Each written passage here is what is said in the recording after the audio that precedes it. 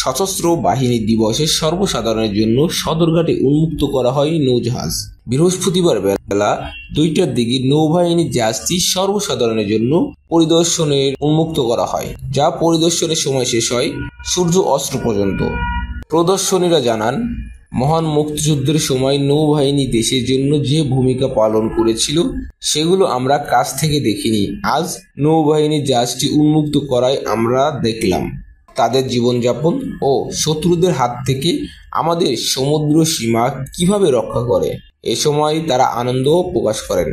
জাহাজটি গত মঙ্গলবার অধিনায়ক লেফটেন্যান্ট কমান্ডার শহীদ আল হাসান এর নেতৃত্বে মোংলা থেকে সদরঘাটের উদ্দেশ্যে রওনা করে। আজকে হচ্ছে 21শে নভেম্বর সশস্ত্র বাহিনী দিবস। তো এই জনগণের মাঝে নৌবাহিনীর যে স্যাক্রিফাইস দেশের জন্য, এটাকে সামনে থেকে দেখা আমাদের কোনো সময় সম্ভব হয় না। তো আজকে যেহেতু সদরঘাটে বানজা চিত্রা এসেছে, তো সেই ক্ষেত্রে হচ্ছে আমরা একটা ডিরেক্ট অবজার্ভ করার একটা অপরচুনিটি পেয়েছি। তো সেটা হচ্ছে আমাদের নৌবাহিনীর প্রতি ভালোবাসা, ভ্রাতৃত্ব বন্ধন, এটা ক্রিয়েট করার ক্ষেত্রে খুব গুরুত্বপূর্ণ ভূমিকা রাখবে বলে আমি আশা করি। অনুভূতি খুবই ভালো, কখনো তো এইসব দেখি নাই। অনেক কিছু জানলাম যে তারা কি করে, কখন শত্রুপক্ষের কিছু হলে কোনো কিছু জানতাম না, কিন্তু ভালো লাগলো।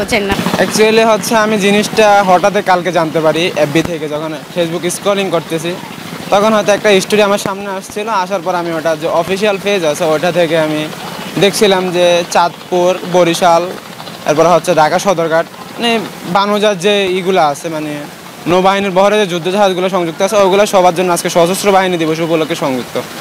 তো এখানে আসার পর দেখলাম যে কিভাবে একজন নৌবাহিনী তার জীবনযাপন কাটায়, অন্তত এত ক্ষুদ্র একটা পরিসরের ভিতরে অনেকগুলা লোক থাকে শুধু একমাত্র দেশের জন্য। যে একটা দেশের শত্রুদের হাত থেকে কীভাবে, বাইরের দেশের শত্রুদের হাত থেকে কীভাবে রক্ষা করতে হয়, এত কিছু স্যাক্রিফাইস করার পর।